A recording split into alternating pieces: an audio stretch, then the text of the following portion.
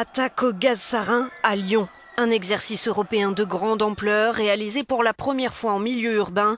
Depuis hier, des équipes de secouristes espagnols, portugais, allemands, belges et français tentent de répondre au mieux à un scénario catastrophe.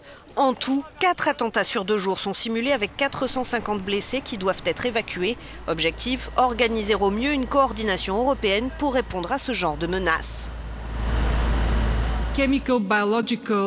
Il y a peu de chances de vivre une attaque chimique, biologique, radiologique ou nucléaire, mais l'impact serait désastreux. Lorsque cela arrive, les effets sont catastrophiques.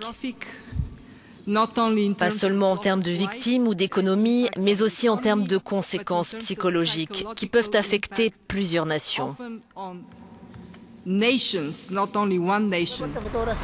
120 secouristes doivent encadrer les victimes qui sont déshabillées, décontaminées sous des jets d'eau, puis équipées d'un collier à puce électronique contenant leurs données médicales et permettant de les localiser.